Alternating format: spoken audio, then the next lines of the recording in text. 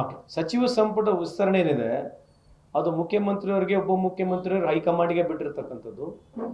ಯಾರ್ಯಾರು ಶಾಸಕರು ಆಗ್ಬೇಕಂತ ಅಭಿಪ್ರಾಯನ ವ್ಯಕ್ತಪಡಿಸ್ತಿದ್ದಾರೆ ಅವರಿಗೆ ಸರಿ ಇದೆ, ಯಾಕಂದ್ರೆ ಎಲ್ಲರ ಅರ್ಹತೆ ಇರತಕ್ಕಂಥವ್ರು. ಅದ್ರಾಗೇನು ನಾನು ಅರ್ಹತೆ, ನಾನೇ ಗ್ರೇಟ್ ಅಂತಲ್ಲ, ಅಥವಾ ನನಗೆ ಅರ್ಹತೆ ಇದೆ ಅಂತಲ್ಲ. ಎರಡನೇದು ಮನವಿ ಅಷ್ಟೇ, ತಮ್ಮ ಮುಖಾಂತರ ಮನವಿ ಮಾಡ್ತಕ್ಕಂಥದ್ದು ಎಲ್ಲರಿಗೆ ಕೇಳ್ತಕ್ಕಂಥದ್ದು ಹಕ್ಕಿದೆ.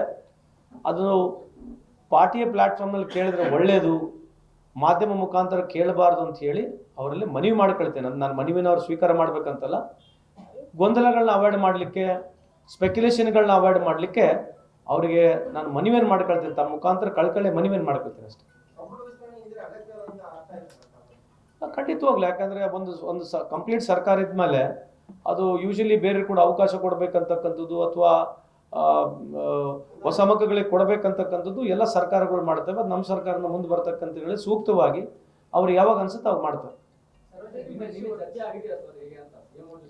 ನಿನ್ನೆ ವಿಶೇಷವಾಗಿ ಕೇಳಿಸಿರ್ತಕ್ಕಂಥದ್ದು ಊಟದ್ದಷ್ಟೇ. ಊಟ ಬಿಟ್ಟರೆ ಬೇರೇನಿಲ್ಲ. ಅದ್ರ ಜೊತೆಗೆ ಗ್ರಾಮ ಪಂಚಾಯತಿ, ಮುಂದೆ ತಾಲೂಕ್ ಪಂಚಾಯತಿ, ಕಾರ್ಪೊರೇಷನ್ ಎಲೆಕ್ಷನ್ ಬಗ್ಗೆ ಮಾತನಾಡಿದ್ರು.